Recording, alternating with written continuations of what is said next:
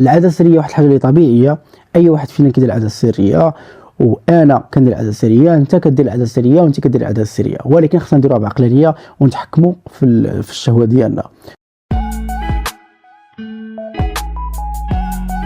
السلام عليكم الناس اللي ما كيعرفونيش، انا اسامه الحارثي، والهدف من الفيديو ديالي هو انني كنحاول نهضر على مواضيع اللي مختلفه، على هيلثي لايف ستايل، على اي حاجه اللي زوينه كنحاول نبارطاجيها معكم.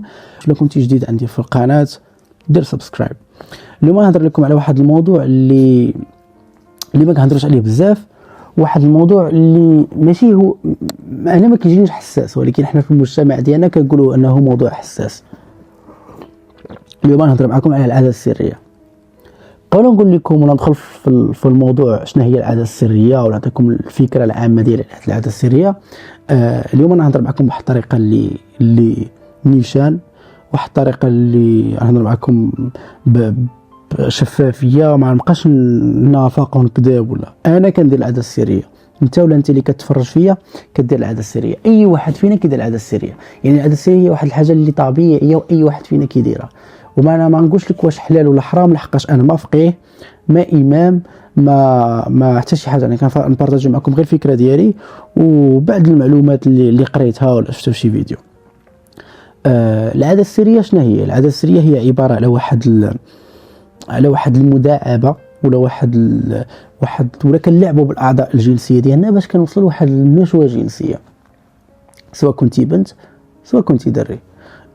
مثلا الولد كتكون واحد المداعبه ولا تدليك، البنتين نفس الشيء، كيكون عن طريق ادخال مثلا شي حاجه مهم، كيكون واحد المداعبه ديال الاعضاء التناسليه باش كتوصل ديك النشوه ديالك. هي معروفه بالعاده السريه، كنقول لها مثلا الاستمناء، وكل دوله عندها كيفاش كيسميوها، ولا هي بالونجلي هي الماستربيشن.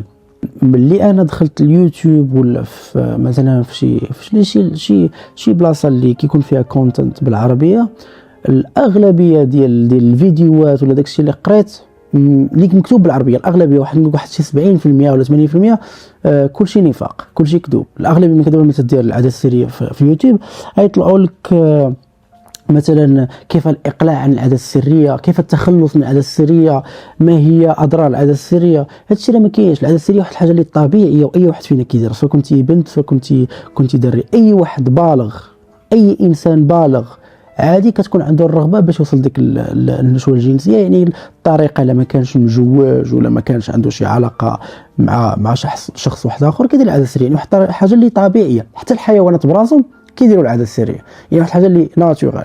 ولكن حنا بزاف ديال الناس كيبقاو نافقوا العاده السريه مضره.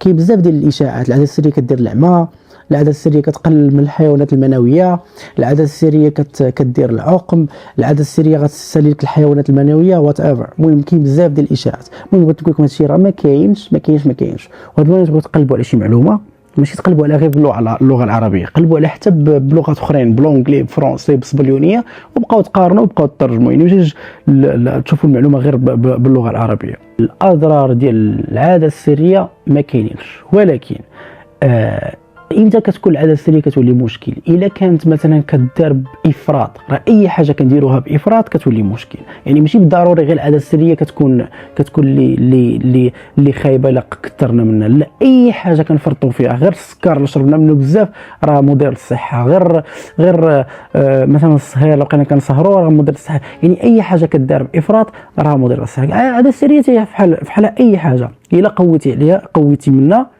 راه ماشي صحيه، اتس نوت هيلثي. بحال مثلا كدير العاده السريه 4 3 5 المرات في النهار، راه ماشي هيلثي.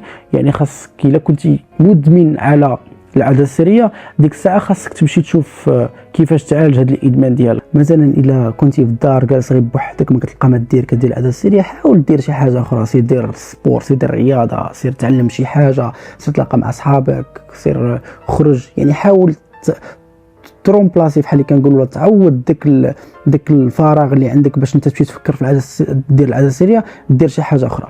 ولكن الا كنتي كدير العاده السريه مره راه اتس اوكي تو ماستربيت، راه ماشي شي حاجه اللي خايبه. غير هو الا كانت عندك زايده بلا قياس، ديك الساعه اللي ماشي مزيانه. وبالعكس العاده السريه قال لك هي مزيانه، عندها بزاف ديال الفوائد. من الفوائد ديالها مثلا الانسان ملي كيكونش مجواج ولا ما كيكونش في علاقه زعما شرعيه ولا علاقه مع شي شخص اللي تابزه، ما كيفكرش انه يمشي يدير علاقات زعما غير مع هادي ولا مع هذا، فهمتي؟ كتقاد الامور ديالو بوحدو بالعاده السريه. يعني هذه نقطه اللي مهمه، يعني بلاصه ما تفكر انك غتمشي دير علاقه مع الشخص، تقدر دير العاده السريه بوحدك. يعني بحال كتخفف من العلاقات اللي غير شرعيه. فائده واحده اخرى هو انه مثلا ملي كنديروا العاده السريه مزيانه للعقليه ديالنا ولا النفسيه ديالنا، مثلا كنخفوا الكآبه، لحقاش ملي كنديروا العاده السريه وباش كنوصلوا لذاك النشوه الجنسيه، راه بحال كنستمتعوا، راه بحال الاستمتاع كنستمتعوا، يعني بحال كتفرح ولا كتخفف على راسك. مهمه نفسيا، مهمه العاده السريه، هي واحد الحاجه اللي مهمه نفسيا. المهم العاده السريه هي واحد الحاجه اللي طبيعيه، واحد الحاجه ناتوريل. اي واحد بالغ سواء كان بنت سواء كان دري راه تكون عنده الرغبه ولا كيدير العاده السريه. يعني ما تبقاش تلوم راسك لا كندير العاده السريه انا ما مزيانش ولا انا ما صالحش، ولا حاجه طبيعيه، غير هو خصك تستعملها بعقلانيه. ماشي تستعملها بعقلانيه، تديرها بعقلانيه، ماشي تخلي الشهوات اللي يتحكموا فيك. انت اللي خصك تتحكم في الشهوات ديالك. اي حاجه كديرها ما خصكش تفرط فيها، اما لو كنتي كديرها مره راه اتس اوكي بحال اللي قلت لك. هذا هو الموضوع اللي بغيت نهضر عليه اليوم، و ثانك يو فور واتشين، وما تنساوش سبسكرايب، ونتلاقاو في فيديو واحد اخر. مع السلامه.